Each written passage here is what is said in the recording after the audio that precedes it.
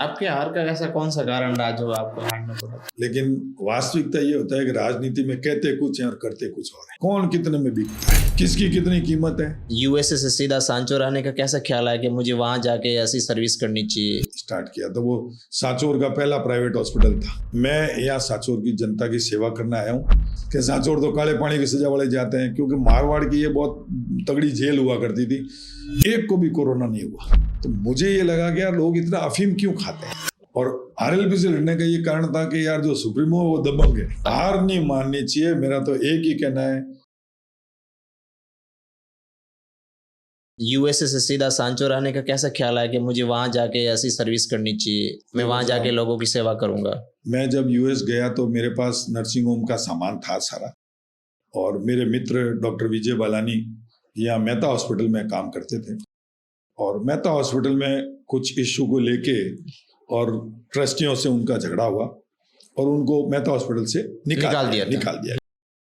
तब उसने मुझे ये कहा कि यार तू आया हुआ है और तेरे पास सामान भी है सारा, और हमने कुछ सामान एक जो तुम्हें नया हॉस्पिटल स्टार्ट करने के लिए भी खरीदा हुआ था, तो वो काफी सामान पड़ा था, वो फिर सामान यूं का यूं सांचौर शिफ्ट कर दिया। मैंने कहा मेरे को वापस जाना है और 3 महीने बाद मुझे वापस जाना है, तो ये सामान सारा शिफ्ट कर दें। वो सामान सारा शिफ्ट किया था, और शमशेर जी हैं, डॉक्टर शमशेर जी, उनका वो होटल बन रहा था, उस होटल को हमने हॉस्पिटल में कन्वर्ट किया था। तो वो 20-25 दिन में यहाँ रुका था और उसमें उसको पूरा कन्वर्ट करके हमने स्टार्ट किया। तो वो सांचौर का पहला प्राइवेट हॉस्पिटल था, सांचौर हॉस्पिटल के नाम से ही था। वो बालानी हॉस्पिटल कहते थे क्योंकि फिजिशियन बालानी था। तो जब आपका सांचौर आगमन हुआ था उस समय सांचौर में कैसी मेडिकल सर्विसेज थी? कुछ भी नहीं था साहब। एक मेहता हॉस्पिटल था, एक गवर्नमेंट हॉस्पिटल था, और डॉक्टर सत्यपाल जी थे जो अपना क्लिनिक चलाते थे, एक डॉक्टर शिशुपाल भट्टर थे, बोत्रा साहब थे, और मतलब गिने चुने जो लोग बाग थे वो करते थे प्रैक्टिस। और हमको यही कहा था कि आप शहर के बाहर खोल रहे हो, वहाँ कौन सा पेशेंट आएगा, वहाँ कोई आएगा ही नहीं। तो हमने यही कहा था हमें खांसी जुकाम वाला पेशेंट ही नहीं चाहिए, हमें तो मरीज वो चाहिए जिसके फेफड़े में पानी भर गया, पेट में पानी भर गया, या जो एडमिट होने लायक, वही आना चाहिए भाई। बाकी अदरवाइज तो मेडिकल स्टोर से दवाई ले ले, और कोई ले ले, जो बैठे अंदर बैठे उनसे ले ले। तो ये सफर सांचौर का वहां से शुरू हुआ, और मैं इस शर्त पे आया था बालानी के पास कि भाई 3 महीने बाद मुझे जाना है यूएस, और उस दौरान मैं तेरी हेल्प कर सकता हूँ, और एक टाइम के खाने की शर्त पे आया था कि मुझे एक टाइम खाना खिला देना। एक टाइम खाना खाता हूँ, वो एक टाइम खाने की भी मुझे ऐसा लगा था कि यार एक टाइम खाना इसलिए खाऊं कि शायद मेरे हिस्से का वो एक टाइम का खाना किसी और को, गरीब को मिले, क्योंकि जवानी में बहुत खाना खाता था मैं, 25-30 रोटी एक टाइम की खाता था। जो मुझे जानते हैं उनको अच्छी तरह से पता है, मेरी ऐसी डाइट थी जो ज्यादातर जो फिक्स डाइट 5 रुपए डाइट हुआ करती थी होटल्स में, तो हम फिक्स डाइट वाले में जाते थे दाल बाटी चूरमा खाने। वो अक्सर मेरे से पैसे नहीं लेते थे, भाई साहब जाने दो आप कि 5 रुपए दे के क्यों एहसान कर रहे हो। तो वो एक था कि यार अब इतना खा लिया, अब नहीं खाएंगे, क्या फर्क पड़ेगा। सर उस समय जैसे अपन बात करते हैं, आपको किसका सपोर्ट मिला था यहाँ आने के बाद सांचौर में? देखो सांचौर में तो सपोर्ट क्या, ऐसा कोई सपोर्ट नहीं था जिसके बलबूते पे हम यहाँ पे सर्विस दे पाए। हाँ ये जरूर था कि मेरे राम सिंह जी विश्नोई जो मंत्री थे, उन आज दुनिया में नहीं है, वो मेरे बड़े अजीज मित्र थे। हाँ, उनका जरूर मुझे एक आशीर्वाद था। जब सांचौर आया तब उन्होंने हॉस्पिटल के हमारे उद्घाटन से पहले उस हॉस्पिटल में आके मुझे ये कहा था कि डॉक्टर साहब मैं अगर हॉस्पिटल में यार उद्घाटन से पहले आया, यार मान लो नहीं चला तो आप लोग मुझे दोस्त दोगे। मैंने, आप अच्छी भावना से आओगे तो मैं यहाँ सांचौर की जनता की सेवा करने आया हूँ। और वास्तव में उन्होंने जो मतलब अपने लोगों, मैंने यही कहा था, मैंने कहा यार आप अपने लोग जो भी हैं लोग नेता को ये समझावें कि वो हमारा विरोध ना करे, क्योंकि हम सेवाएं देने आए हैं, तो हमारी सेवाओं का लाभ ले। अभी आप सांचौर में कितने सालों से और कैसा अनुभव फील कर रहे हैं आप सांचौर की जनता के साथ में? सर 26 साल हो गए मेरे को सांचौर आए हुए। 98 में मैं आया था, और उस टाइम जब आया था तो सांचौर के बारे में ये कहा गया था कि सब सच्चे चोर रहते हैं। कि साहब यहाँ पे एक वो महाराज आए थे, मेरे को पहले दिन वो स्टोरी सुनाई थी। महाराज आए थे साहब और उन्होंने कोई पूजा पाठ और मूर्ति स्थापना के लिए सोचा था और सब लोगों को ये बोला था कि आप एक कुंड बनाया और उसमें दूध डालना आप सूरज की पहली किरण से पहले। तो सब लोगों ने पानी डाला कुंड में, किसी ने दूध डाला ही नहीं। तो वो महाराज ने जब देखा कि अब उससे क्या मूर्ति को नलाए और क्या उसका अभिषेक करें, तो वो महाराज यहाँ कोई श्राप दे के चले गए थे कि यहाँ सारे चोर हैं, सच्चे चोर हैं। ये स्टोरी मुझे सुनाई गई। अदरवाइज इस जगह का नाम सत्यपुर था, सत्यपुर था। तो मुझे भी ऐसा लगा कि यार अगर सत्यपुर था तो क्यों ना हम इस तरफ कोशिश करें कि वापस इसे एक सत्यपुर की तरफ मोड़ा जाए, तो लोगों को समझाया जाए कि यार झूठ से पार नहीं लगेगी जिंदगी। आप इस जगह को बदनाम कर रहे हो, चंद लोग हो जो इस जगह को बदनाम कर रहे हो। काले पानी की सजा वाले आते हैं, मुझे ये कहा कि सांचौर तो काले पानी की सजा वाले जाते हैं, क्योंकि मारवाड़ की ये बहुत तगड़ी जेल हुआ करती थी। जिनको मारवाड़ रियासत में सजा होती थी उनको यहाँ सांचौर भेजा जाता कि यहाँ भागने की गुंजाइश नहीं थी। एक तरफ नेड़ था, दूसरी तरफ रेगिस्तान था, तो कोई रास्ता ही नहीं था, जाएगा था तो गिने चुना रास्ता था। तो उस चीज को सोच के सांचौर आए कि यार सांचौर में अगर जा रहे हैं और पिताजी ने ये कहा हुआ बेटा जहाँ जाए वहां सुधार करना, तो चलो ये भी एक जिंदगी का नया दौर है। हाँ, सांचौर आया तो 500 रुपये जेब में डाल के लाया था, 500। तो जितना भी मैंने मेहनत करी, जितना भी मैं, जब बालानी को भी मैंने यही कहा था, जिस दिन प्रॉफिट में आएगा हॉस्पिटल उस दिन अपन सैलरी के बारे में सोचेंगे। तो जिस दिन प्रॉफिट में आया उस दिन मैंने कहा भाई मेरा खर्चा 15,000 रुपये, बालानी का मेरा खर्चा 35,000 रुपये, तो 35,000 ले ले, मुझे 15,000 रुपये। लेकिन वो 15,000 भी मैंने ज्यादातर बाद में या तो टेलीफोन में खर्च किए, या फिर जो कई गरीब बच्चे जो स्कूलों में पढ़ते थे, बहुत गिनी चुनी स्कूल थी, मतलब कोई थी नहीं इंग्लिश मीडियम स्कूल, तो डिवाइन स्कूल बहुत बाद में खुली। पहले एक सोलर पब्लिक स्कूल हुआ करती थी हिंदू सिंह जी की, सबसे पहले प्राइवेट स्कूल वो खुली थी। वो जुनून ये भी था कि एक सांचौर में एक बहुत अच्छी स्कूल खोलूं। उसका नतीजा ये रहा कि मैं जोधपुर में बहुत बढ़िया स्कूल थी, क्रिश्चियन स्कूल, उनके जो चलाने वाले मेन एंजेलो सर थे, दोनों हस्बैंड वाइफ वो टीचर थे। तो मुझे पता है कि उस टाइम टीचर्स की सैलरी शायद 1,500-2 हज़ार भी नहीं मिलती थी। तो मैंने उनको 25,000 रुपये ऑफर किए थे मंथली। मैंने सर आप दोनों हस्बैंड वाइफ आओ, 25,000 रुपये दूंगा, एक स्कूल खोलो सांचौर में। क्योंकि हमें दिक्कत आ रही है कि मैं किसी डॉक्टर को जाके कहता हूँ, वो कहता है वहां तो स्कूल भी नहीं, हमारे बच्चे कहाँ पढ़ाएंगे। ये हमारे लिए भी सोचने वाली बात थी। तो एंजेलो सर से जब बात करी तो उन्होंने कहा यार सागर साहब हम सांचौर में क्या करेंगे। मैंने कहा आप उस जगह जाओ जहां आपको अच्छा करना है, सुधार करना है। आप यहाँ जोधपुर में बैठे हो, जोधपुर में तो और भी बहुत सारी स्कूलें हैं, तो क्या 20,000 मेरे को यहाँ मिल रहे हैं, 20,000 मिल रहे, मैं 25 दूंगा। और आप अगर और ज्यादा चाहिए तो आप प्रॉफिट पार्टनरशिप ले लेना, आप खुद खोल दो। जब तक आप 25,000 नहीं कमा पाओ तब तक हम 25,000 देंगे, उसके बाद खुद स्कूल के मालिक बन जाना। लेकिन बदकिस्मती से वो नहीं आए। बाकी वो बहुत शानदार टीचर थे दोनों हस्बैंड वाइफ, और जोधपुर की बड़ी बड़ी स्कूलें जो आज नामचीन स्कूल है वो उन्होंने स्टार्ट करी थी। फिर इन्होंने हिंदू सिंह जी की जो स्कूल खुली थी, सोलर पब्लिक स्कूल, वो खुली थी। मेरी भी शादी हो गई थी तो बच्चे हुए, तो मेरे बच्चे भी यहाँ सोलर स्कूल में पढ़े। फिर बाद में डिवाइन स्कूल हो गई, ये गायत्री स्कूल हो गई, ये स्कूलें हो गई, एपेक्स स्कूल हो गई, जो अच्छी स्कूल्स हो गई। तो ये जब स्कूलें खुली तो हमें भी हिम्मत आई कि यार अब किसी डॉक्टर को ये कह सकते हैं भैया इंग्लिश मीडियम स्कूल्स हैं। तो एजुकेशन में भी फिर इन टीचर्स जो थे स्कूलें, इन सारे प्रोफेसर प्रिंसिपल्स को ये कह रखा था अगर कोई गरीब बच्चा है तो अगर फीस नहीं दे सकता है तो यार मैं फीस दे दूंगा।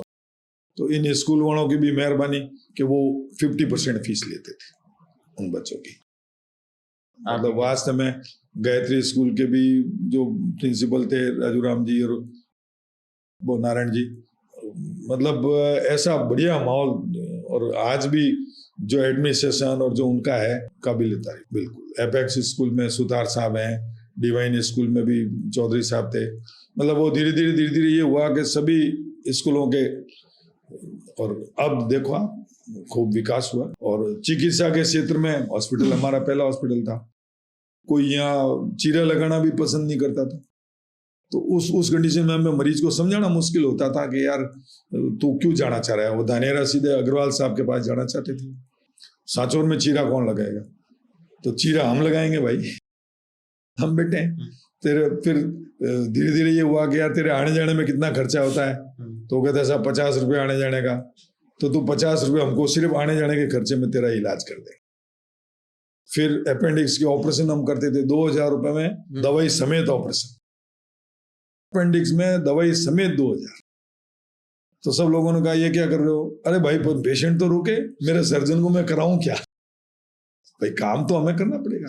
हाँ, धीरे धीरे सांचौर जब डेवलप हुआ, फिर जो डीसा से डायग्नोस हो गए, फिर वापस आते पेशेंट, क्योंकि यहाँ सुविधाएं नहीं थी। जिस प्रकार से सर कोरोना का काल आया था, किस प्रकार लोगों की सहायता की थी? मैंने कोरोना काल में, हमारे प्रेम जी पनपालिया हैं, भारत विकास परिषद युवा शाखा के वो अध्यक्ष थे, और सभी लोग चाहते थे कोरोना में सेवा करें। सभी लोग चाहते थे, मतलब आम पब्लिक भी चाहती थी, डॉक्टर्स भी चाहते थे, लेकिन हिम्मत कौन करे। तो भारत विकास परिषद ने यह सोचा था कि कोरोना के लिए हॉस्पिटल खोला जाए, लेकिन मोर्टेलिटी को देखते हुए, मौत देखते हुए सेवा देगा कौन। उस दौरान मैं ये सोच के बैठा था कि यार अब काम नहीं करेंगे, फ्री कैंप करेंगे और फ्री सेवाएं देंगे, निःशुल्क सेवाएं। तो सांचौर में जोधपुर जा चुका था, साल भर हो गया था मेरे को जोधपुर। फिर वो प्रेम जी मेरे से कहा कि सर ऐसा ऐसा है, और कोई भी हॉस्पिटल, कोई भी डॉक्टर तैयार नहीं हो रहा है। मैंने कहा यार प्रेम जी अगर ऐसा है तो मैं कोशिश करता हूँ।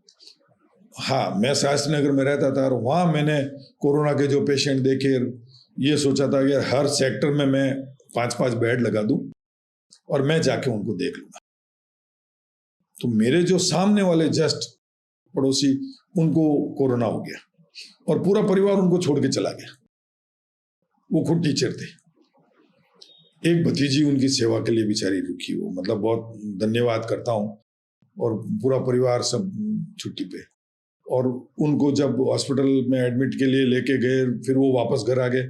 मैं जब उनको देखने गया घर, तो मेरी घरवाली ने कहा कि आप इनको देख रहे हो और आप खुद घर के साथ रह रहे हो। उस दौरान ये सांचौर का प्रोजेक्ट लेके मेरे से रोज फोन पे बात होती थी कि डॉक्टर साहब ऐसा ऐसा है, हम आप आओ। तो मैंने कहा यार और भी डॉक्टर्स चाहिए, एक डॉक्टर से काम नहीं चाहिए।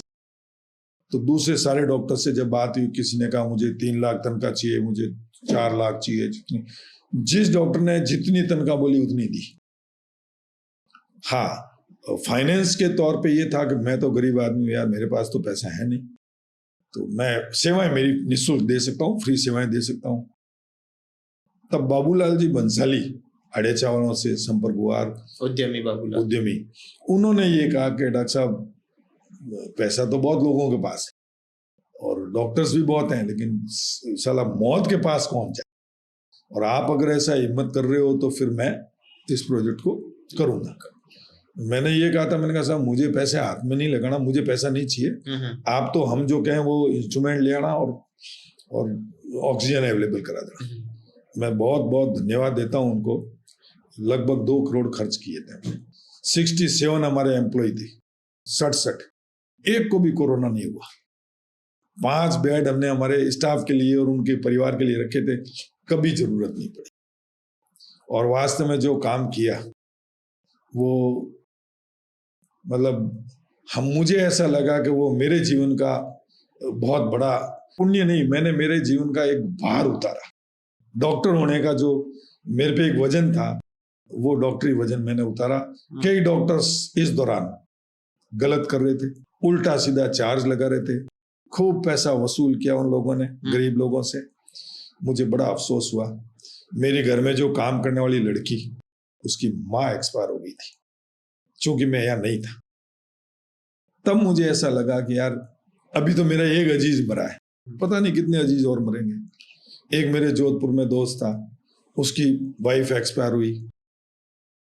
तब मुझे लगा कि यार मुझे अब जाना चाहिए मुझे। मैं डर के तो घर में नहीं बैठ सकता।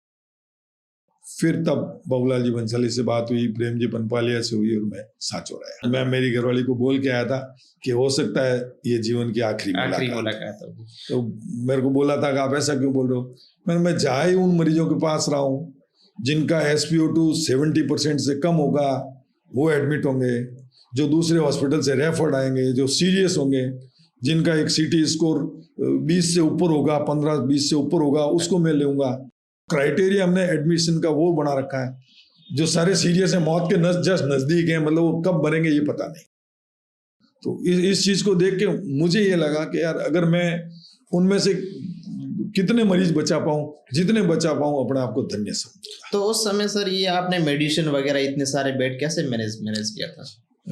मैनेज नहीं साहब, वो फिर बाबूलाल जी बंसाली ने सारा सामान मंगाया और उनकी जो पूरी टीम, ये मेरे जिंदगी का बहुत बड़ा एक एडमिनिस्ट्रेटिव जो एक्सपीरियंस था कि एडमिनिस्ट्रेशन कैसे करना चाहिए। बाबूलाल जी ने मेरे को कहा था कि डॉक्टर साहब मैं पढ़ा लिखा नहीं हूँ ज्यादा, हमारी अक्सर टॉक होती थी, उनसे बात होती थी वीडियो कॉन्फ्रेंसिंग के जरिए, तो वो ज्यादा पढ़े लिखे नहीं है, लेकिन उनके अंडर में कितने पढ़े लिखे हैं और उनका जो दिमाग काम करता है एडमिनिस्ट्रेशन में, एक एक पॉइंट पे डिस्कशन अनबिलीवेबल। शायद सरकारें भी इतना नहीं सोचती होगी किसी प्रोजेक्ट को पार लगाने का, उतना उनका दिमाग चलता है। तो मैं अपने आप को बड़ा खुशनसीब समझता था कि यार ऐसे आदमी से मेरी मुलाकात हुई। जानता मैं बहुत पहले से था, बरसों से हमारे सारे डॉक्टर बालानी साहब वगैरह उनके सब संपर्क में थे, लेकिन चूंकि मैं न तो पार्टियों में विश्वास रखता था, न दारू पीता हूँ, न नॉनवेज खाता हूँ, तो मैं अक्सर अवॉइड करता था उन पार्टीज को। तो वो बड़े लोग हैं, उनके वहाँ पार्टियां होती थी, सभी तरह के लोग होते थे। कोरोना के दौरान आप पर कई प्रकार के आरोप भी लगाए थे और आपके खिलाफ जांच कमेटी भी बैठी थी। देखो ऐसा है, उसकी वजह ये थी कि 30 लाख की हमने ऑक्सीजन बाबूलाल जी ने सांचौर और मतलब जालोर और सिरोही के लिए सैंक्शन कर रखी थी। कि मेरे को ये कहा था कि डॉक्टर साहब अपन रोज हम ट्रक भेजते थे मैं गुजरात में, वहां से रोज वो ट्रक आता था भर के ऑक्सीजन सिलेंडर का। ऑक्सीजन सिलेंडर अवेलेबल नहीं थी हिंदुस्तान में, ऑक्सीजन सिलेंडर नहीं थे। वो बाबूलाल जी ने कहीं से विदेश से पता नहीं कहां से अरेंज करके मंगाए, सिलेंडर अवेलेबल कराए। जो हमारे ऑक्सीजन की एक ऑटोमेटिक मशीन आती है वो अवेलेबल नहीं थी, वो कहीं उन्होंने सिंगापुर से मंगाई। मतलब वास्तव में उनके साथ काम करके मुझे ऐसा लगा कि ऐसा कोई काम नहीं है जो नहीं कर सकते। वो प्लांट एक जगह लगे था, सब जगह सांचौर शहर में था? नहीं, वो हमने यहाँ पे और भी जो बड़े हॉस्पिटल्स हैं उनमें लगा हुआ था। ऑटोमेटिक प्लांट नहीं है, वो हमने ऑटोमेटिक प्लांट लगाया था। और वो ऑटोमेटिक प्लांट ये था कि सीटी बजेगी, ऑक्सीजन खत्म होती, सीटी बजेगी, 4 सिलेंडर एक साथ जोड़े हुए हैं, तो आपको ऑक्सीजन कंटिन्यूटी रहेगी। और एक बंदा वहाँ 24 घंटे बैठा है, 3 ड्यूटियां, एक बंदा बैठा है कि वो देखने के लिए कि मान लो चेंज करने हो, क्योंकि अवेलेबल ही नहीं है। आप वो प्लांट लगाओगे कैसे जब है ही नहीं, अवेलेबल ही नहीं है, तो आप लाओगे कहाँ से? लेकिन ये बाबूलाल जी ने अनबिलीवेबल काम किया। जो SDM साहब आए, जो आए, मतलब वहाँ फोटोएं खींच के जाते थे हॉस्पिटल की, आप शुरू नहीं कर सकते। कई लोगों ने कहा कि ये तो शुरू ही नहीं हो सकता, और मतलब हॉस्पिटल शुरू ही नहीं हो सकता। उस कंडीशन में पड़ा था। जो पहले सागर हॉस्पिटल था, फिर बंसाली हॉस्पिटल हुआ, उसी में हमने सागर कोविड सेंटर शुरू किया। और मैं उस पूरे बिल्डिंग को जानता था। तो वहां पे पूरी वो पाइपलाइन बिछाना, एक एक बेड पे ऑक्सीजन पाइपलाइन बिछाना, वो पूरी टीम ने जो काम किया, वास्तव में मतलब मैं सोच नहीं सकता कि वो 10 दिन के अंदर हमने उस पूरे हॉस्पिटल को तैयार किया था।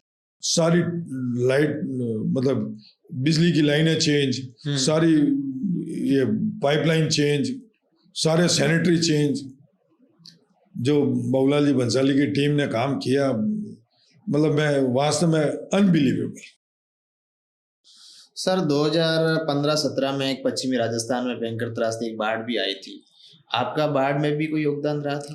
देखो, बाढ़ में ऐसा है कि हमारे दानदाता थे संघवी साहब, जो आगे एक धाम है, अब उनका बड़ा तीर्थ धाम खुला है,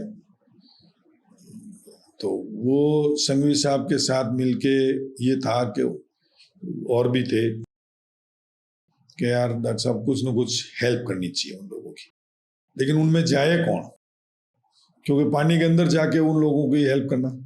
तो वो बहुत उन्होंने हेल्प करी। जितने गरीब लोग थे जो राशन नहीं ले सकते थे करते थे, उनको एक कार्ड बना बना के दिए थे हमने, राशन कार्ड की तरह, राशन कार्ड की तरह, कि अगर आपके पास कोई अगर चीज की तकलीफ हो तो हमारे पास आना। और वो कार्ड की बदौलत उन लोगों ने, वो आज भी इस चीज का एहसान मानते हैं कि यार मैं भी उन लोगों का जो दानदाता थे उनका एहसान मानते हैं कि हम डरते थे, हम शर्माते थे कि यार उस कीचड़ में कौन जाए, पानी में कौन जाए, लेकिन जब वो दानदाता जा रहे हैं यार पजामा ऊपर करके, तो हमें जाने में क्या दिक्कत है। और उसका नतीजा ये रहा कि कई पेशेंट्स के लिए भी वो कहते थे कि डॉक्टर साहब कोई गरीब अगर आए तो उसके लिए यार पैसे नहीं लेना, लेकिन उसकी कभी जरूरत ऐसी पड़ी नहीं। और जीवन में ये बना रखा था नियम कि फौजी से और सन्यासी से और एक जो ये पैदल यात्री होते हैं इनसे पैसे नहीं लेना। फौजी देश की सेवा कर रहा है, सन्यासी आदमी समाज की सेवा कर रहा है, और जो पैदल चल के जा रहा है वो वैसे ही अपनी खुद की पीड़ा मिटाने जा रहा है। तो बिल्कुल सही। तो या तो वो पीड़ा मिटाने जा रहा है, कुछ भगवान से मांगने जा रहा है, या भगवान को खुश करने जा रहा है। तो यार उनसे क्या पैसे लिए जाए। तो जितने कैंप्स लगते थे उनमें सब में ये कह रखा था कि भाई अगर सागर हॉस्पिटल आ जाना, सागर हॉस्पिटल में आपका ट्रीटमेंट फ्री होगा। वो पीड़ित लोग आते थे तो वो जो पीड़ित आते थे वो कई बार हमारे थोड़े सेठ जी को बुरा भी लगता था, लेकिन मैंने ये कह रखा था सेठ जी अगर ज्यादा हो जाए तो मेरी तनख्वाह में से काट ले। अगर कई बार कोई पेशेंट गरीब है, बेचारे की धोती फटी हुई है, उसके पास 200 रुपये धोती के नहीं है, वो इलाज के नहीं दे सकता, तो कैंटीन वाले को ये कहते थे भैया उसको खाना खिला देना, पैसे मेरे खाते में जोड़ देना। और वो इसलिए क्या, मैंने खुद ने गरीबी देखी हुई है। वो जब आप अभावग्रस्त होते हो तब पता चलता है कि उन अभावों का आपके मानसिक स्तर पे क्या फर्क पड़ता है। लोग ये रिजर्वेशन के खिलाफ बात करते हैं, मैं उन लोगों को कई बार कहता था यार उन लोगों की जिनको रिजर्वेशन मिला है या जो रिजर्वेशन से आगे बढ़े, उनकी मानसिक स्थिति क्या रही होगी, कितनी विडंबना जेल के वो यहाँ तक पहुंचे। और जो लोग बढ़ गए उन लोगों को मैं हमेशा कहता था दुनिया में भैया आप पहले नहीं हो जो बढ़ गए, आपको अपॉर्चुनिटी मिली, आप बढ़े, आप भी किसी 4 लोगों को 10 लोगों की हेल्प करो। घमंड मत करो, न पैसे का घमंड न आपके पद का घमंड। तो कई नेता, कई जो ऑफिसर्स होते थे मेरे से नाराज भी होते थे कि डॉक्टर साहब आप इस तरीके से मुंह पे बोलते। अरे मुंह पे तो इसलिए बोल रहा हूँ यार कि आप संविधान की बदौलत, बाबा साहब की बदौलत यहाँ पहुंचे हो। भेदभाव मत करो, घृणा मत करो, सब में प्रेम जागृत करो, और आप अपने आप को ऐसे प्रोजेक्ट करो कि आप सबके लिए काम करें, तब मजा आएगा। मैं क्रिकेट कैप्टन था कॉलेज का, मेडिकल कॉलेज का, मैं जोधपुर क्रिकेट कैप्टन रहा, लेकिन कभी भी ये नहीं कहा कि यार ये ब्राह्मण है या ये राजपूत है या जाट है, जातिवाद नहीं किया। जो अच्छी परफॉर्मेंस है वो खेले। मुझे आज भी याद है मैंने मेरे 2 प्रोफेसर्स को 15 मिनट लेट आने की वजह से मैंने मैच नहीं खिलाया, क्योंकि पंक्चुअलिटी थी। ये था कि 4 बजे अगर आपको शुरू करना है तो 4 बजे के बाद में, हाँ शादीशुदा लोगों को हमने ये कह रखा था कि 15 मिनट की छूट है आपको लेट आने की। मेडिकल भाषा में उसको कहते हैं कि यार शादीशुदा मतलब लाई है, तो वो बेचारा है यार। अच्छा, लाई मतलब बेचारा, तो लाई मतलब बेचारा। और कहने का कारण ये होता था कि भाई उसका बच्चा बीमार हो गया होगा, बीवी ने कुछ काम पकड़ा दिया होगा, या उसकी खुद की जिम्मेदारी, इसलिए 15 मिनट लेट छूट दी जाए। कोई जो मैरिड पर्सन है वो 15 मिनट लेट आ सकता है। और कंवारों के लिए सख्त नियम था। कंवारों के लिए अच्छा, छूट अनमैरिड है वो बिल्कुल, आप बिल्कुल डॉट आओगे। क्योंकि मैं खुद जब यूनिवर्सिटी प्रैक्टिस में जाता था तो मैं ये मान के जाता था 15 मिनट मुझे पहले पहुंचना है, और ये हमारे जो कोच थे उन्होंने समझाया कि आपको लेट आए आप पनिशमेंट दो, पनिशमेंट 4 चक्कर आप ग्राउंड के घूम के आओ और बैटिंग सबसे लास्ट में मिलेगी। पर्यावरण संरक्षण और समाज सेवा की बात करते हैं, आपका पर्यावरण संरक्षण में कोई योगदान रहा है यहाँ आने के बाद? सर पर्यावरण संरक्षण में तो भारत विकास परिषद में रहते हुए हमने आड़ेचा रोड पे खूब पेड़ लगाए, और ये एसडीएम ऑफिस में सुरेश चंद्र जी थे एसडीएम साहब, उस दौरान ये जितने अभी बड़े बड़े पेड़ देख रहे हैं लोग, वो सारे सब मिलके लगाए। सब जगह जहां पेड़ नहीं है वहां हर जगह पेड़ लगाए। और ये मेला ग्राउंड जो है बरसों से मेला लगता था, एक भी पेड़ नहीं था वहाँ। और वो मई में लगता है मेला से, मई में, अप्रैल मई। मतलब मई में इतनी तो गर्मी होती है, जानवर बेचारे कैसे तो रहते होंगे, क्या होगा। तो एक बार हम भी मौका मिला मुझे और मेले में जाने का, मैंने कहा यार इतनी गर्मी में जाम छाया में टप्पर पे खड़े हो रहे हैं वो दुकानों के नीचे, और वहां इतनी गर्मी लग रही है, तो जो जानवर डायरेक्ट धूप में खड़े हैं उनकी क्या हालत हो। तब फिर हमने भारत विकास परिषद में बैठ के, मैं उस टाइम प्रेसिडेंट था, और प्लानिंग करी थी कि यार ऐसा ऐसा अगर करें। सभी लोगों ने एग्री किया, 65 मेंबर थे हमारे, हो करो करो, बिल्कुल बहुत बढ़िया प्रोजेक्ट है। सब पूरा प्लान किया, कितने साल लगेंगे, क्या करना, कैसे करना, पूरा प्रोजेक्ट बना के और स्टार्ट करना था। तो उस टाइम प्रधान हमारे शमशेर जी थे, तो शमशेर जी को मैंने यही कहा था, मैंने कहा अपन आपस में अच्छे मित्र हैं, लेकिन आप पंचायत समिति में उसका प्रस्ताव लेके और भारत विकास परिषद को गोद देगा, हम उसमें वृक्षारोपण करना चाहेंगे। शमशेर जी ने बड़ी हिम्मत दिखाई, उन्होंने प्रस्ताव लेके दे दिया भारत विकास परिषद को। लेकिन उसमें इतना संघर्ष रहा उस वृक्षारोपण में भी, क्योंकि कई लोग वहां अवैध फैक्ट्रियां चला रहे थे मेला ग्राउंड में, और जितने भूमाफिया थे उनकी सबकी नजर उस जमीन पे थी। वो शायद कागजों में 100 बीघा जमीन, लेकिन आज वो मौके में मुझे नहीं लगता वो 50, 60, 60 बीघा बची होगी। लोगों ने घेर ली चारों तरफ, कहीं फैक्ट्रियां बना दी, कहीं मकान बना दिए, कहीं कुछ बना दिए। तो जो जमीन बची हुई थी उसको मैंने तहसीलदार साहब को, इनको बोला था, मैंने कहा साहब एक बार मेरे को नाप तोल करके दे दो। तो नाप तोल करके उन्होंने मार्क लगा दिया था। उसके अंदर जो जो थी फैक्ट्रियां, जो मकान थे, उन सब लोगों को हमने कहा था हाथ जोड़ के कि भाई ऐसा ऐसा मैं करना चाह रहा हूँ, और आप लोग जितना जल्दी हो सके अपना सामान उठावे, खाली कर दें। कई लोग अड़े, कई लड़े, कई उन्होंने मेरे पे केस किए, लेकिन मैं मेरे उस हिम्मत को दाग दूंगा। हाँ, भारत विकास परिषद के ज्यादा लोग डर गए थे, और डरे इसलिए कि वहां झगड़ा कौन करे उन लोगों से। वो 10 दिन मुझे नहीं लगता कि मैंने जाया किए। उन 10 दिनों में वहां दिन भर बैठ के मजदूरों से काम करवाना, खड्डे खुदवाना, पूरे जेसीबी चलवाना, सब साफ कर दिया। और जो अंदर थे जिनके, सबको कह दिया था जो करना है कर लो, जो फैक्ट्री के अंदर का माल है वो हमारा है। मैं तो ऑक्शन करने वालों को बुला दिया था। फिर शमशेर जी आए, शमशेर जी को जाके उन्होंने कहा साहब ये क्या कर रहे हो, शमशेर जी कहे, मैंने कहा सब बेच देंगे, सामान अपना अंदर पड़ा है। कह रहे साहब हमको समय दो। अरे भाई 7 दिन का टाइम दिया, आप नहीं करे हो, चलो 2-3 दिन और देते हैं। फिर उन लोगों ने अपना अपना सामान हटाया, फिर वो तारबंदी कराई, बाउंड्री बना दी, और फिर हमने पेड़ लगाए। लेकिन उसमें भी ये संघर्ष करना पड़ा कि वो तारबंदी काट के चोर ले जाते थे, रात को चोर ले जाते। फिर चौकीदार रखा, 6,000 रुपये उसकी तनख्वाह करी महीने की। फिर पानी कैसे पिलाएंगे, तो सरवण सिंह जी राव से बात हुई थी पहले, उससे पहले कि साहब पानी आपको पिलाना है, क्योंकि आपके पास टैंकर है, तो टैंकर मुझे जितने चाहिए, 2 चाहिए, 4 चाहिए, 6 चाहिए, जितने मिनिमम जरूरत होगी हम वो। उस वृक्षारोपण के लिए कलेक्टर से परमिशन लेकर हमने पूरे सांचौर की स्कूल की छुट्टियां करवाई, और वो फिर जुलूस के तौर पे पर्यावरण बचाने के नाम पे जुलूस निकाला था, शहर से लेकर मेला ग्राउंड तक बच्चों का जुलूस, और हर बच्चे के हाथ से लगवाए थे। तो सारे नेता भी आए थे, जो एमएलए थे वो भी आए, जो विरोधी थे वो भी आए, जो हारे वो भी आए। तो पत्रकार बंधु थे हमारे, कई हंस रहे थे, डॉक्टर साहब सब लोग एक मंच पे बहुत कम आते हैं। मैंने कहा यार देखो ये सार्वजनिक काम है, और अगर सबकी भागीदारी इसमें होती है तो बहुत अच्छी बात है।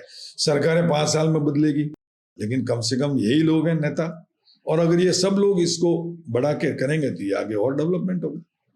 तो उन बच्चों को भी ये कह रखा था, अगर कोई पेड़ जल जाए तुम जाके कभी सप्ताह 10 दिन 15 दिन महीने में एक बार देखना, अगर कोई पेड़ जल जाए तो मुझे आके बताना, मैं दूसरा लगा दूंगा। और आज वो पेड़ वहां 25-25 फीट के हो गए। हाँ, वो बड़े होने के बाद मेरी वाइफ कहती थी ना कि 10 दिन आप धंधा छोड़ के, मेरे हॉस्पिटल वाले सब परेशान कि आप बॉस डॉक्टरी नहीं कर रहे हो, और क्या होगा और कैसे होगा।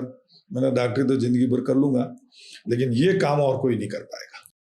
और उस काम की बदौलत जब भी यहाँ मेले का जो फंक्शन होता था, डॉक्टर दिगंबर सिंह जी के मदर थे उस टाइम जिला प्रमुख, मुझे बुलाते थे एज ए स्पेशल गेस्ट कि यहाँ जो पेड़ लगे हुए हैं वो सब इनकी डॉक्टर बदौलत। सागर ने लगाए हुए हैं।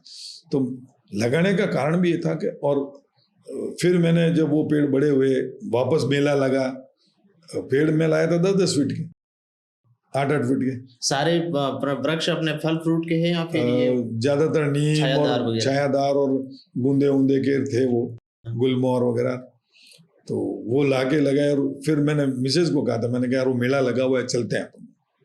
और वो जो पेड़ बड़े हो गए 2-3 साल में, तो वो बहुत तगड़े हो गए थे। 2 साल हमने पानी पिलाया था उसको, और वो 2 साल श्रवण सिंह जी ने बिल्कुल, मैंने जब कहा तब पानी पिलाया उनको लाके।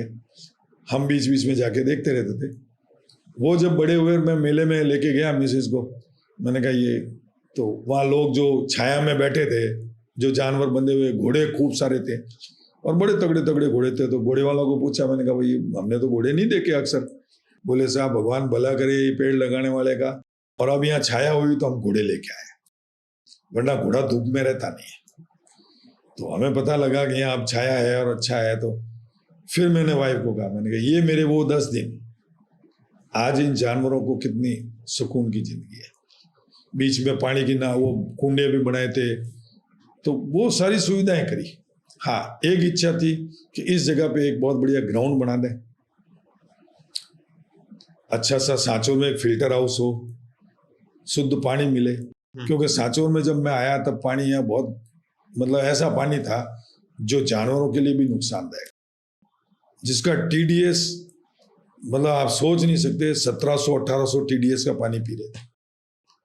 जो मेडिकल साइंस हमारी ये कहती है कि मैक्सिमम 250 TDS तक पानी पीना चाहिए, और 1500 से 2000 का TDS पानी लोग पी रहे थे। तो उस टाइम राम सिंह जी बिश्नोई मंत्री थे, और मैंने कहा था, मैंने कहा साहब ये पानी पिला रहे हो आप, ये तो जहर पिला रहे हो। यहाँ जब आए तो हर एक की कमर दर्द हो रहा है, शरीर दर्द हो रहा है लोग। तो मुझे ये लगा कि यार लोग इतना अफीम क्यों खाते हैं, अफीम क्यों यूज कर रहे हैं। वो मुझे बाद में कारण पता लगा, अफीम उनके बदन दर्द होता है, वो बेचारे को दिन भर काम करना पड़ता है, इसलिए उसको अफीम खाना पड़ता है। तो ये फ्लोराइड जो था, फ्लोरोसिस इतना ज्यादा था लोगों के हड्डियों में, वो कुबड़े हो गए, दर्द करे, कमर दर्द, हाथ पांव दर्द। वो फिर रिक्वेस्ट करी थी, फिर इन्होंने सुरावा का पानी मिक्स करके सांचौर में शुरू किया था, और हम जोधपुर से पानी मंगाते थे पीने के लिए।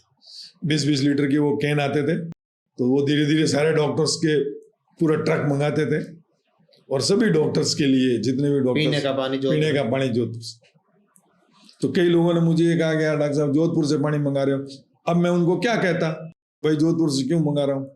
तो मैं ये कहता था यार सांचौर के पानी में यार पानी पी के झूठ बहुत बोलते हैं लोग, इसलिए जोधपुर से मंगाता हूँ। वास्तविकता ऐसी नहीं थी। वास्तविकता ये थी कि उस पानी से हमें प्रॉब्लम हो रही थी। 5-7 दिन मैंने पी के देखा, तो सुबह उठते ही बदन दर्द हो रहा है, उठने की इच्छा नहीं हो रही है, सुस्ती रह रही है। यहाँ के जानवर भी बड़े धीरे धीरे चल रहे हैं। तो बेचारे को चलने का कारण तो ये था पानी यार, वो एक्टिव रहेंगे कैसे, वो पानी की वजह से रह रहा है। जानवर भी एक्टिव नहीं, जानवर भी एक्टिव नहीं है, इंसान कैसे रहेगा। तो इंसान तो अपना जुगाड़ कर लेता, लेकिन जानवर बेचारा क्या करे। तो ये हमारे लिए था। फिर RO वाटर मशीन के लिए मैंने एक, हमारे राकेश जी थे शर्मा, जनता आइसक्रीम के नाम से था, उनको अच्छा। मैंने कहा था, मैंने कहा मेरे साथ चलो। मैं पालनपुर गया, मैं उनको फैक्ट्रियों में लेके गया जो RO वाटर की मशीनें चल रही थी। मैंने कहा एक RO वाटर की मशीन सांचौर में लगा दो, अपन पार्टनरशिप में लगाते हैं। तो उन्होंने कहा डॉक्टर साहब पानी कौन खरीदेगा। ये उस टाइम की बात थी जब कि पानी कौन खरीदेगा। मैंने कहा हम खरीदार, सारे डॉक्टर्स खरीदेंगे, और हमारे पास जो भी मरीज आएगा फ्लोरोसिस का, उसको कहेंगे इस पानी को बंद कर दे, वो पानी पी ले, तो मैं ग्राहक भेजूंगा, तो आपको कहीं जाने की जरूरत ही नहीं। बोले डॉक्टर साहब ये तो बहुत मुश्किल है यार, पानी कैसे बिकेगा। उनको लेके गया था पालनपुर, फैक्ट्री में दिखाया, देखो ये 20-20 लीटर के कैन है, ये जा रहे हैं, लोग खरीद रहे हैं। नहीं एग्री हुए वो, उस टाइम नहीं हुए। फिर एक यूरेका फोर्ब्स की मशीन आ गई थी RO वाली, वो फिर हम सब डॉक्टर्स ने घर में लगा दी थी। और आज की तारीख में देखो आप कितने पानी की फैक्ट्रियां हैं सांचौर। तो उसकी वजह थी कि हम हर मरीज को ये कहते थे कि तुम्हारी ये बीमारी पानी की वजह से, इसकी पानी की क्वालिटी आप जैसे सुधरेगी, आपकी धीरे धीरे ये प्रॉब्लम कम हो जाएगी।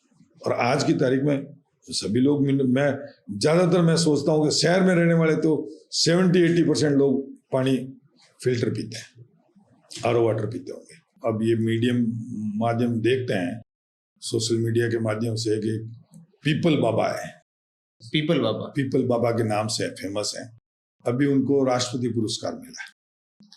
वो बंदे ने उस पूरे इलाके में पीपल के पेड़ लगाए, जंगलों में। और पीपल का पेड़ लगाने का कारण ये है कि बड़ला और पीपल, ज्यादातर आपने फोटो देखी होगी संत महात्माओं की, वो पीपल और बड़ले के नीचे बैठ के तपस्या करते, वो मैक्सिमम ऑक्सीजन देता है पीपल का पेड़, और ठंडक देता है।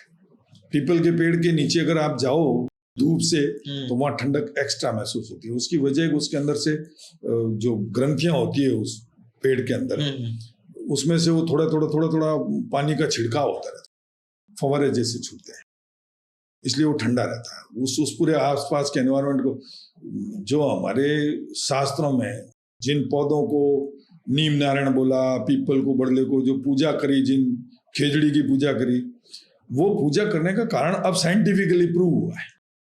उस जमाने में वो लोग जो पूजा करते थे नहीं बता पाए कि भाई वो क्यों कर रहे हैं, भाई इस पेड़ को काटना पाप है।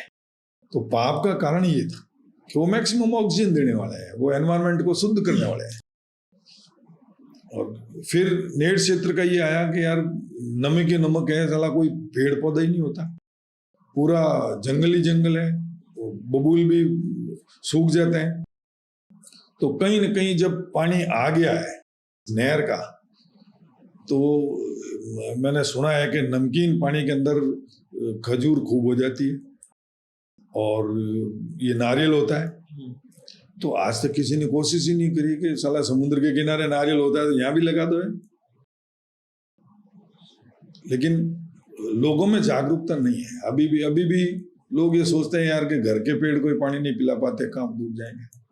और पर्यावरण से प्रेम होने का कारण ये था कि हमारे दादाजी ने, उस जमाने के जितने बुजुर्ग थे, सबने अपने घर के आगे एक एक नीम लगाया था, और वो उस नीम पे हम खूब खेले, खूब बड़े हुए, उस पे लटक लटक के हम सब लंबे हुए।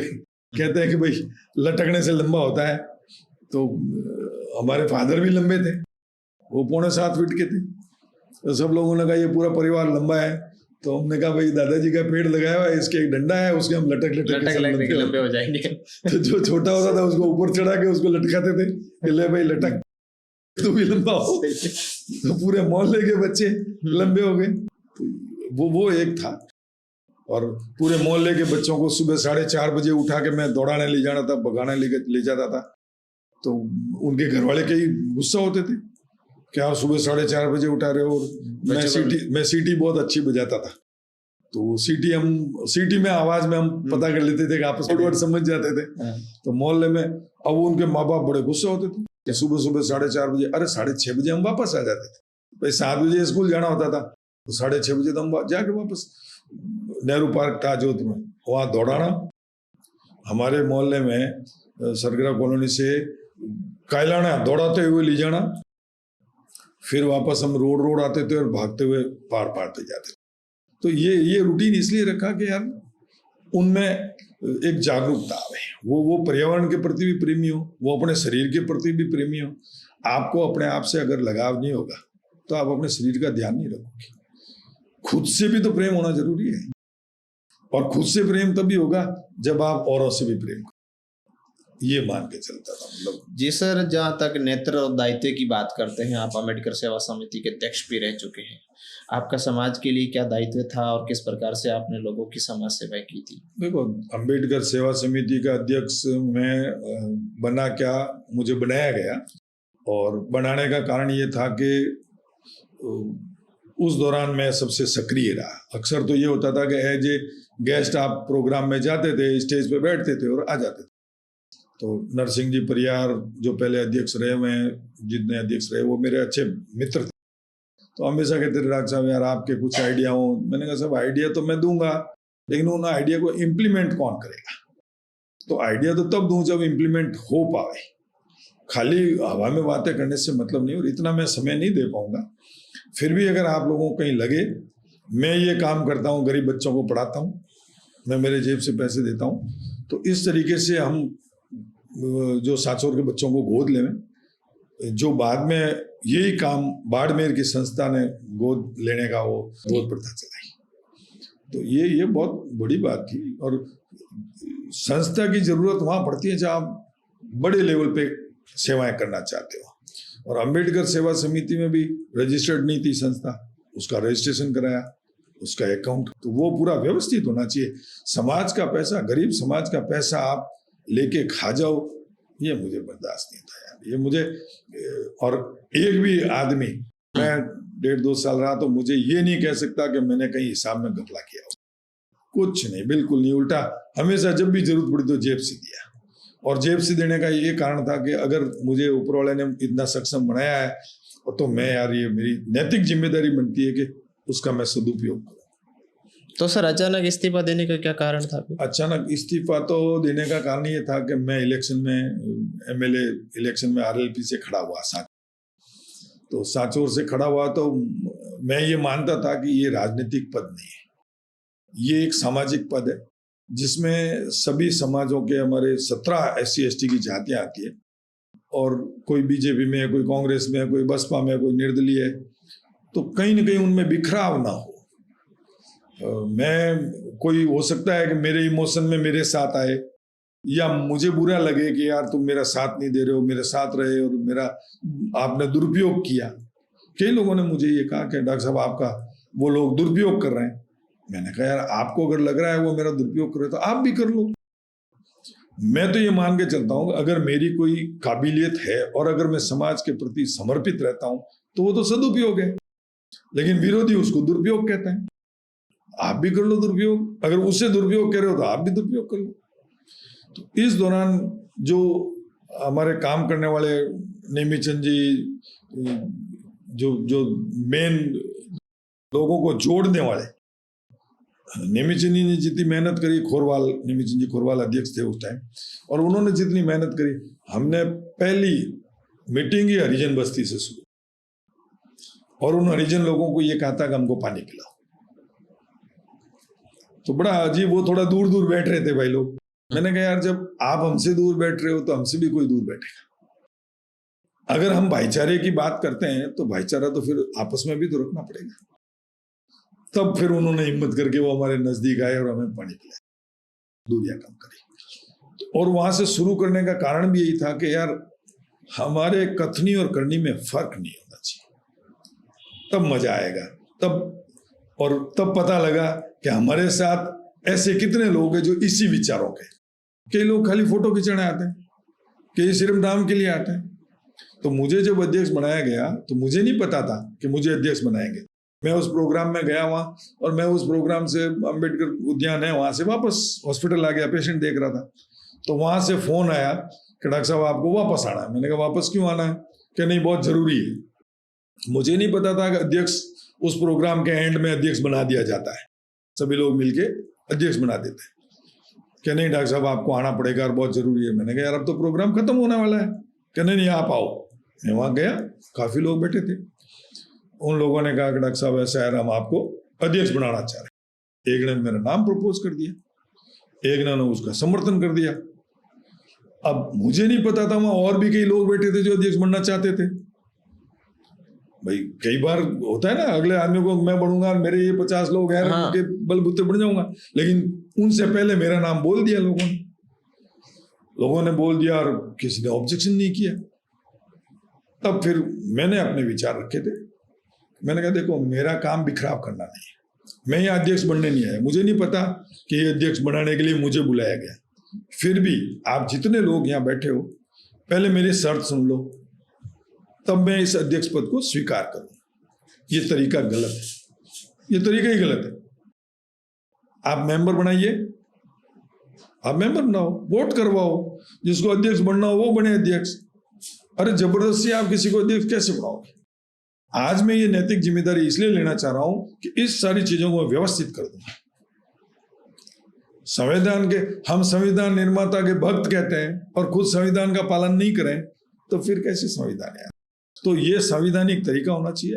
ये हाथ खड़े करके बनाना या किसी का नाम बोल देना और फिर वो नहीं बने। मेरे को हो सकता है इनमें से किसी को बनना होगा और वो नहीं बन पाए, तो एक दो भाई ने थोड़ा बोले भी थे, तो मैंने कहा यार आपको बनना है आप बन लो, मुझे नहीं बनना। मेरे ऑलरेडी मैं 9 संस्थाओं का अध्यक्ष हूँ। मेरे इंडियन मेडिकल एसोसिएशन का मैं प्रेसिडेंट था, हमारे समाज का मैं अध्यक्ष था। इतना समय नहीं मिलता यार, और मैं यहाँ भी टाइम यहाँ हूँ इसलिए दे पाऊंगा। तब उन्होंने कहा नहीं डॉक्टर साहब, हम आपका ऑब्जेक्शन नहीं कर रहे, लेकिन ये है, वैसा है, ऐसा है। मैंने मेरी शर्त रखी थी, पहले तो रजिस्ट्रेशन होना चाहिए, दूसरा ये हिसाब किताब बिल्कुल क्लियर रहना चाहिए, जो भी फंक्शन हुआ आप हिसाब किताब दें।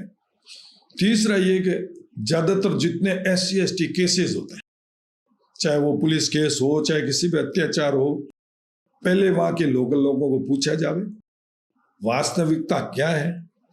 लाडेरी भुआ वणने नहीं जानो, सच्चाई का पता करें, और लड़ना हो तो अंत तक लड़ें। उस परिवार को बीच में मत छोड़ो, क्योंकि उस परिवार का उसके बाद उसका खुद का परिवार भी साथ नहीं देता। किसी धरने पे नहीं बैठूंगा, धरने पे तब जाऊंगा जब लगेगा वास्तव में वो सही है। मैं किसी पे प्रेशर नहीं डालूंगा, किसी तरह का दबाव नहीं डालूंगा, कोई राजनीतिक लाभ नहीं लूंगा। इसलिए मैंने फिर ये पद छोड़ा उसने, कि जब मैं ये कह रहा हूं तो यार कम से कम इस पद, इसलिए आपने पद से इस्तीफा दे दिया। इसलिए फिर पद से मैंने इस्तीफा। जहाँ तक आपके राजनीतिक जीवन की बात करते हैं सर, तो फिर आपका पैसा तो डॉक्टरी था, फिर अचानक राजनीति में आने का क्या विचार आया था आपके कि मुझे भी एक विधानसभा का चुनाव लड़ना चाहिए? देखो, मैं कॉलेज का प्रेसिडेंट रह चुका था, मेडिकल कॉलेज का, और उस दौरान वो कॉलेज का इतिहास है आज भी कि 95% वोट मुझे मिले थे। मेरे अगेंस्ट 3 कैंडिडेट थे, और ये मैं ये कह सकता हूं कि लोगों में मेरे काम का इंप्रेशन था, क्योंकि जाति का तो हो नहीं सकता। और SC ST वहाँ लगभग हमारे 115 लोग थे, लेकिन सभी को ये लगा कि नहीं यार, ये बिना यूनियन में रहते हुए अगर कॉलेज के काम कर सकता है, स्टूडेंट्स के हित के काम कर सकता है, तो यूनियन में रहते हुए मुझे हमेशा मीटिंग में ये सुनने को मिलता था, प्रिंसिपल कहते थे हु आर यू, आप यूनियन में क्या हो? तो मैं तो ये कहता था यूनियन का मैं सलाहकार हूँ, आप इस यूनियन को पूछ लो ये मेरे खिलाफ बोल रहे हैं क्या? कि नहीं, गेट आउट फ्रॉम हियर, आप यूनियन मेंबर नहीं हो, आप अंदर नहीं आ सकते, मीटिंग में नहीं आ सकते। और उन बेचारे यूनियंस वालों को इतना डराया धमकाया जाता था मेडिकल में कि पास नहीं करें। तब फिर ये था कि यार एक बार खुद आए राजनीति में, आओ बढ़े। और उसके बाद कॉलेज की जो मेडिकल कॉलेज की जो सुधार है, मैं मार्केट हलवा से मिले, पूरी हम टीम ले जाके मिले। अस्कली टाक साहब थे उस टाइम हमारे स्टेट मिनिस्टर स्पोर्ट्स के, स्पेशल हम फंड लेके आए। मार्केट हलवा सेंट्रल मिनिस्टर थी उस टाइम स्पोर्ट्स की, उन्होंने स्विमिंग पूल बनवा दिया, ग्राउंड बनवाने के ऑर्डर कर दिए, ऑडिटोरियम बनवा दिया, सारे मेरे टाइम बने। और जो हमारे प्रिंसिपल थे वो कहते हैं इसको आप फिजिकल कॉलेज बना रहे हो। अरे फिजिकल कॉलेज नहीं सर, हर इंसान को अपनी इच्छा के अनुसार, उसकी खुशी के अनुसार उसको वो एनवायरनमेंट तो दो। और वहां रहते हुए मैंने मल्टी जिम मशीन लगवाई। मेरे जो शपथ ग्रहण समारोह था मेरा यूनियन का, उसमें कलेक्टर को बुला के कलेक्टर से लगवाई। तो कलेक्टर साहब ने कहा साहब आप मेरे को बुला रहे हो? मैंने कहा साहब पैसे देने पड़ेंगे। कि कितने? मैंने, अब मुझे नहीं पता था वो मल्टी जिम मशीन आती कितने में। मैंने साहब 35-40 हजार की, वो आती थी 55,000 रुपये। तो मैंने कहा, उन्होंने कहा ठीक है। मैं उस टाइम महाराजा गजर सिंह जी के उनसे PA भी जाके मिला था, लेकिन उन्होंने कह दिया कि महाराज साहब तो पैसे नहीं देंगे। मैंने ऐसा हमें तो पैसे चाहिए, अगर मुझे कॉलेज का काम करवाना है तो मुझे तो पैसे चाहिए, बिना पैसे के तो हम किसी को चीफ गेस्ट बना ही नहीं। कॉलेज में ये था कि आपको सुधार करना है तो पावर होना चाहिए आपके पास। आपके पास अगर विजन है उसको इम्प्लीमेंट कैसे करोगे? तो इम्प्लीमेंट करने के लिए मैक्सिमम लोगों को जोड़ो आपके विचारों से। आपके विचारों से लोग संतुष्ट होंगे तब आपसे लोग जुड़ेंगे, और वो विचार आपको जितना हो सके ज्यादा से ज्यादा, अगर आपके अच्छे विचार हैं, लोग अपनाएंगे। मेरे आज भी जितने अजीज लोग हैं वो अजीज हैं, क्योंकि ऊपर से एक ही प्रार्थना करी थी, जैसा मैं हूं वैसा रखना। उसने रखा, आज तक रखा, वैसे ही रखा। और मुझे बड़ा गर्व है, वैसे ही मेरा वही स्वभाव है, वही दोस्त हैं, वही मेरे प्रेमी। तो सर फिर RLP से चुनाव लड़ने का क्या रहस्य था कि मुझे RLP से लड़ना चाहिए? बसपा भी थी उस समय तो। देखो बसपा थी, बसपा वालों ने भी मुझे कहा था, लेकिन वास्तविकता ये होता है कि राजनीति में कहते कुछ है और करते कुछ और है, ये वास्तविक। और राजनीति नाम ही उसी का है, और ये चीज मुझे भी पता था कैसा हो सकता है, संभावित है। तो अचानक जब हम बैठे बैठे ये हुआ कि यार चलो जयपुर चलते हैं और जयपुर से टिकट मिलेगा तो चलो लेके आते हैं। कोई नेशनल पार्टी तो मुझे देगी नहीं क्योंकि वैसी प्लानिंग नहीं है तो चलो। तो बसपा वालों ने कहा कि साहब आप जयपुर आ जाइए। हाँ, कई लोग झूठे बसपा के ऑफिस बियर बन के भी मेरे को फोन किए क्या साहब ऐसा है वैसा है बनाना डिब्बर तो आप टिकट बस आपको ही देंगे। वहां पहुंचते पहुंचते पता लगा कि भाई सांचौर में शमशेर जी का नाम अनाउंस हो गया बसपा के लिए। मैंने कहा चलो शमशेर जी भी मेरे मित्र हैं। तो हम जो 4-5 जने गाड़ी में गए, हमने कहा यार चलो सांचौर की आरएलपी की सीट है, आरएलपी से लड़े। वहां जब आरएलपी से जाके अंदर पता किया तो कैसा टिकट इतना आसानी से ऐसे थोड़ी मिलता है, मिले ही नहीं। हनुमान बेनीवाल किसी से मिले ही नहीं। तो यहाँ के जो पर्यवेक्षक थे आरएलपी के, उन्होंने मेरी बड़ी नेगेटिव रिपोर्ट दी। वहां से पता करते हैं वो कि भाई सांचौर से ये बंदा आया है, डॉक्टर सुरेश सागर आया है क्या, यहाँ से बड़ी नेगेटिव रिपोर्ट दी। मुझे पता नहीं था देने वाला कौन है। मैंने वहां ऑफिस में गाली निकाल दी, मावेन कर दी। मैंने साला ऐसा कौन है भैया जो अपनी गलत रिपोर्ट दे दे और नहीं देना नहीं दो टिकट, कोई बात नहीं। तो मुझे पता लगा एएसपी का और आरएलपी का गठबंधन हुआ। मैं एएसपी ऑफिस पहुंच गया। एएसपी ऑफिस पहुंचा तो वो सारे सब लोग बैठे थे जो टिकट बांट रहे थे।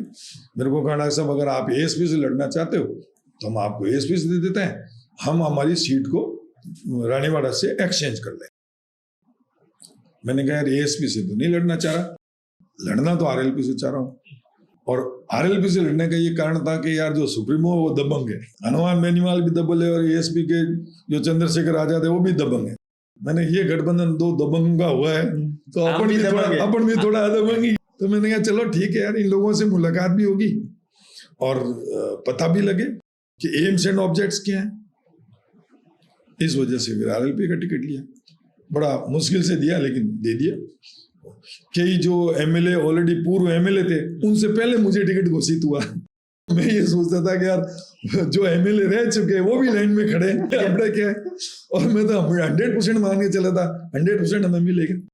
तो प्रेम जी पनपालिया, हमारे बलदेव जी एडवोकेट बलदेव जी इंगड़ा, वो हम सब साथ थे, जय किशन जी तो साथ थे। तो बड़े हम ठाट से टिकट लेके आए। विधानसभा चुनाव में आपको किसी का सपोर्ट मिला था क्या कि चुनाव लड़ने में? नहीं, ऐसा कोई सपोर्ट नहीं मिला। अच्छा। और ना ही मैंने किसी से जाके हाथाजोड़ी करी कि साहब आप मुझे वोट दो, ये दो। हाँ, ये जरूर कहा था, मेरे ये विचार हैं। मैंने मेरे जो एम्स एंड ऑब्जेक्ट्स मैंने लिख रखे थे और ये था कि यहाँ किसी तरह की बीड़ी सिगरेट नशा नहीं, बिल्कुल नहीं। किसी गाड़ी के अंदर पेट्रोल डीजल नहीं डलवाऊंगा, बिल्कुल। जो आए अपनी इच्छा से आए। अगर मेरे ये 10 पॉइंट लिखे हुए हैं, इस 10 पॉइंट में आपको एक भी पॉइंट अगर पसंद आता हो आओ। और क्योंकि मैं ऑलरेडी मेडिकल फील्ड में जागरूकता अभियानों में जाता था और मैंने कई एपिसोड्स भी बना रखे थे, छोटी छोटी मैं प्रोजेक्ट लेके आया था। कैमरा उस टाइम सोनी का कैमरा आता था, वो हैंडी कैम, वो लेके आके वो मैंने एपिसोड बनाए थे कि गांव में जाके लोगों को बीमारियों से बचने का तरीका बताओ कि बचाव कैसे किया जाए। आप बीमारियों से, क्योंकि गरीब के आदमी पैसा नहीं है इलाज कराने का, तो उसको बचाव का ही तरीका बता सकते हैं। तो वो एक था कि यार एक नेतागिरी भी करके देख लीजिए, चलो एमएलए का भी एक लड़के देखा जाए। और उसका एक्सपीरियंस ये रहा कि इतना पैसा खर्च होता है जो एक आम आदमी नहीं सोच सकता, सोच ही नहीं सकता। तब वो फिर जाके बड़े सेठों के सामने हाथ जोड़ेगा, गलत काम करने वालों से पैसे लेगा चुनाव लड़ने के लिए, और उसको कहीं न कहीं मजबूरी में उन लोगों का साथ देना पड़ेगा, चाहे वो गलत हो चाहे वो सही हो। आपके हार का ऐसा कौन सा कारण रहा जो आपको हारना पड़ा? पैसा नहीं था, मेन पैसा। और पैसे के साथ साथ आपको नेशनल पार्टी से लड़ने का एडवांटेज ये होता है कि नेशनल पार्टी के आपके 25% वोट फिक्स होते हैं। हर पार्टी के 25% वोट हैं, 25%। अगर आपके 2 लाख वोटर हैं तो 2 लाख में से 25% आपके 50,000 आपके उस नेशनल पार्टी के फिक्स हैं। प्लस नेटवर्क आपको बहुत अच्छा मिलता है, बूथ लेवल पे नेटवर्क बहुत अच्छा मिलता है। जो मैं नहीं बढ़ा पाया। क्या आपको 300-400 बूथ पे आपको एक बूथ पे 10-10 आदमी लाओगे कहाँ से? आप 4,000 लोग लाओगे कहाँ? तो वो नहीं कर पाए। और इतनी प्लानिंग भी नहीं थी। 5-7 दिन में सोचा और जाके या तो ये होता है साल 2 साल पहले से प्लानिंग होती चुनाव लड़ने की। तो ऐसी कोई प्लानिंग थी नहीं। सडन गए, मिल गए, चलो लड़के देखते हैं। और वो लड़के देखने से ये पता लग गया कौन कितने में बिकता है, किसकी कितनी कीमत है, कौन कैसे आ सकता है, किसको कैसे इमोशनल किया जाता है, ये कोई नेता नहीं बताता। लेकिन चुनाव का जो एक्सपीरियंस था मुझे राम सिंह जी बिश्नोई के साथ रह के, राजेंद्र जी चौधरी हमारे हेल्थ मिनिस्टर थे राजस्थान सरकार के, उनके साथ रह के, इन बड़े नेताओं के साथ रह के चुनाव का एक्सपीरियंस हुआ कि कैसे मैनेज करना होता है। आप किस तरीके से आपको बोलना है, क्या बोलना है, कहाँ आपको कोई गलती नहीं हो, पब्लिक में किस तरीके से आपका परसेप्शन होना चाहिए। तो ये था वो शुरू से, और यहाँ लड़के देखा मैंने उस वजह से। बाकी अदरवाइज मेरा एम सडन करने का नहीं था। अभी विपक्षी पार्टियों के प्रतिद्वंदियों के साथ में आपका कैसा संबंध है? सबसे अच्छा है, विपक्ष से भी है, जो जीते उनसे भी है, सबसे अच्छा है। और सबसे बड़ी चीज है, मैंने जीवन में जब ये सोच रखा था कि यार जीवन में कोई दुश्मन होना ही नहीं चाहिए, दुश्मन होगा तो उसे मार दूंगा। तो मैंने मेरे सारे दुश्मनों को ये कह रखा था, अगर आप दुश्मन समझते हो तो मुझे हाँ करना, और नहीं समझते हो तो भूल जाओ, मस्त रहो। आज झगड़ा हुआ, बोलचाल हो गई, जो भी हो गई, यार भाइयों भाइयों में भी होता है, बाप बेटे में भी होता है।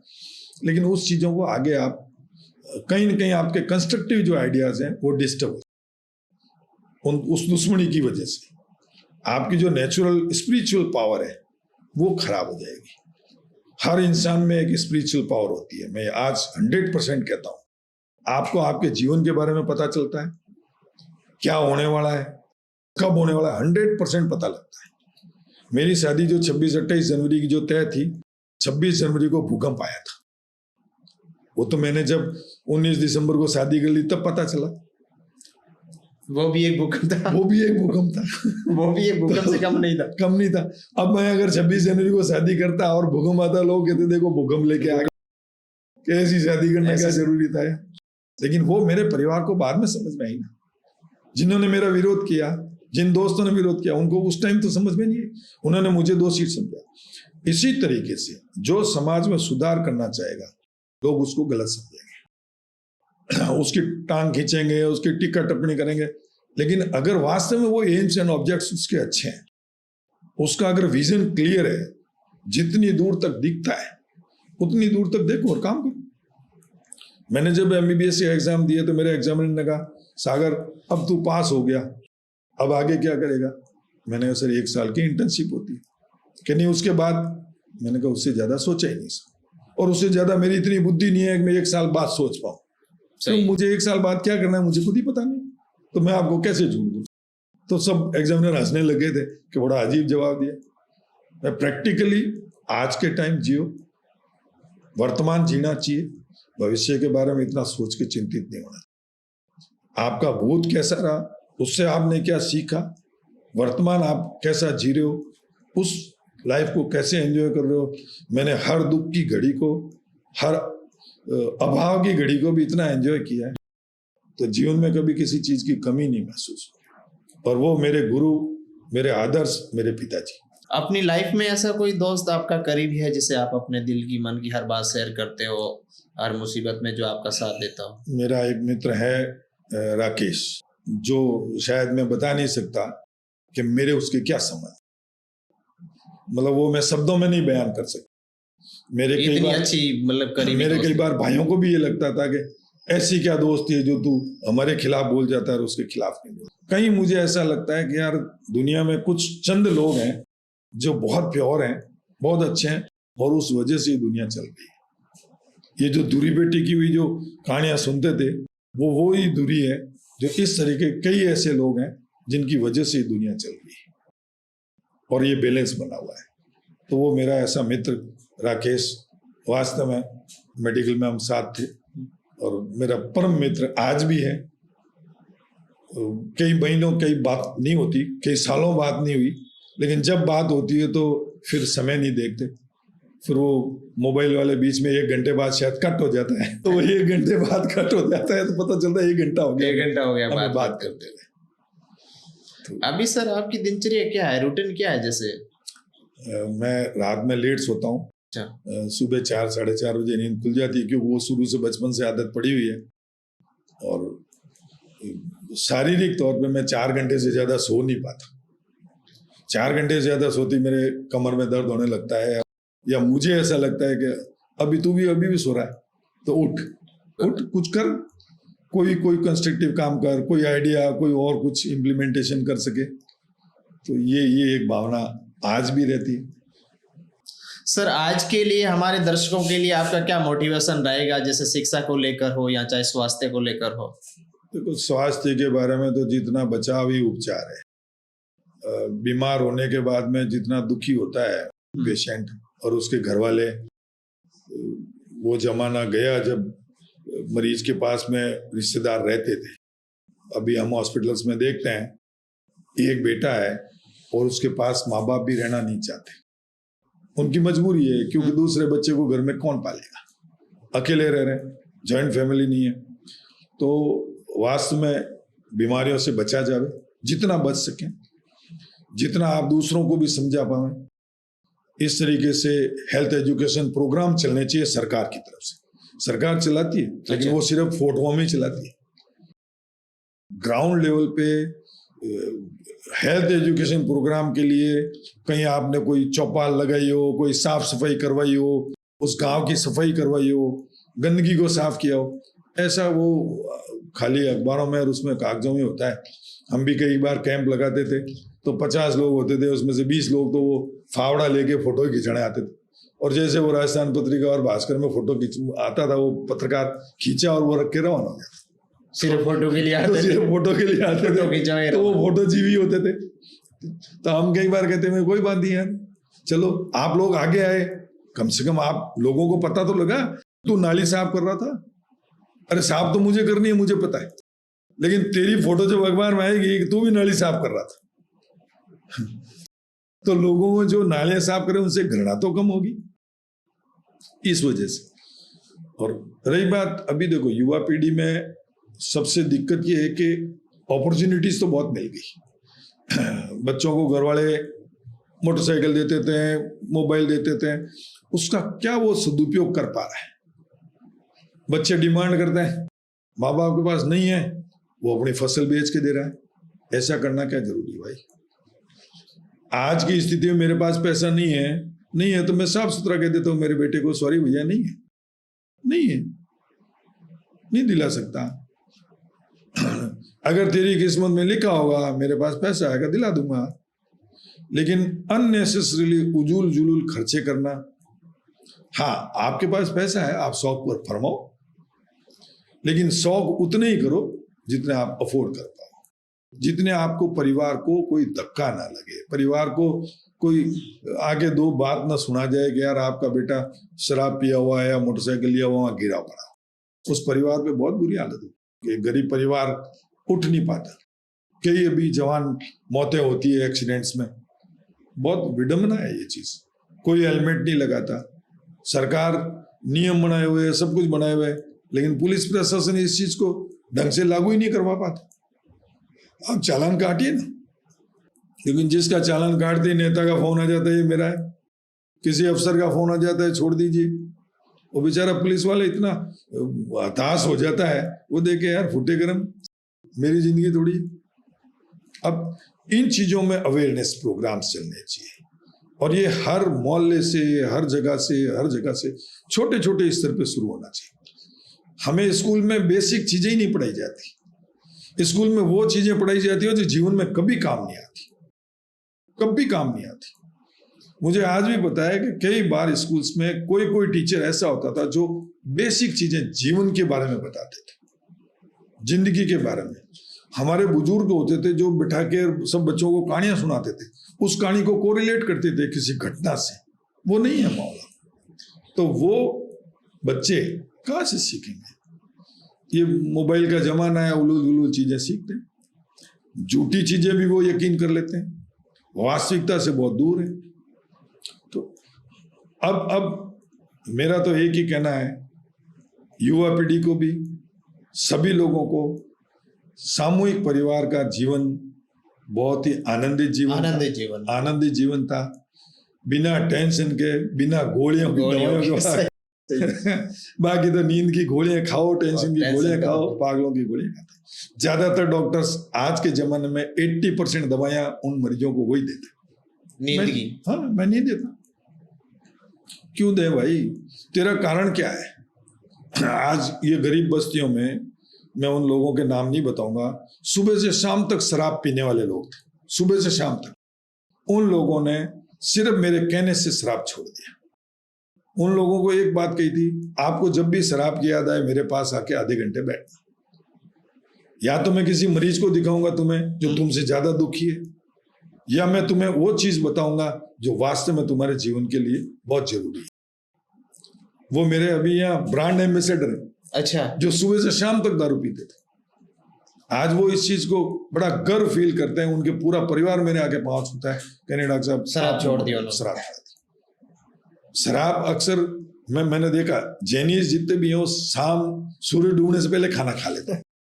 तो वो खाने का कारण एज ए मेडिकल, मैं क्यों डॉक्टर था, उसको जोड़ा गया। ऐसा क्यों? उसकी वजह है कि खाना खाने के बाद शराब नहीं पी सकता, उसका पेट भर जाएगा, और पिएगा तो उल्टी कर देगा। तो कारण तो ये था। इस चीज को उन्होंने धर्म से जोड़ लिया। धर्म से इसलिए जोड़ा, शाम को कीड़े मकोड़े भी आ सकते हैं, वो भी आ सकते हैं, उन्होंने शराब से नहीं जोड़ा। लेकिन वास्तविक कारण ये भी रहा होगा, क्योंकि कीड़े मकोड़े भी आते हैं। शाम को लेट खाओगे, बचेगा नहीं, आपको उल्टी हो जाएगी, और कुछ होगा, अपच होगा। खाने के जो स्टमक भरा होगा लेफ्ट साइड में होता है, वो हार्ट पे जोर डालेगा, और वो फिर हार्ट पे प्रेशर डालेगा, तो हार्ट पेशेंट के लिए भी नुकसानदायक रहेगा। तो इन सारी चीजों को मैं एज ए डॉक्टर भी जोड़ा, धार्मिक तरीके से जुड़ा, क्या कारण हो सकते हैं। और वो फिर कारण जब लोगों को समझाया, सिखाया, बहुत सारे लोगों ने छोड़ दी, बिना दवाई के, बिना भर्ती के शराब छोड़ दी। वो शाम को 6 बजती, मैंने उनको बुलाया, सूरज डूबती मेरे पास आना, क्योंकि जिसके टाइम होता है ना शराब पीने का, उस टाइम उसको फिर वो पागल बनाता है। चाहे जर्दा खाने वाले को अगर जर्दा नहीं है तो वो गुस्सा, चिड़चिड़ापन आएगा। अब उस चीज को थोड़ा सा डाइवर्ट करना होता है, और वो चीज कोई ना तो डॉक्टर करता है, ना घर वाले करते हैं। इस वजह से नशे की लत आगे से आगे बढ़ती जा रही है। अभी आपकी जिंदगी का ऐसा कोई एपिसोड है जो अभी आपकी बाकी है? देखो, ऐसा तो अब एपिसोड क्या है,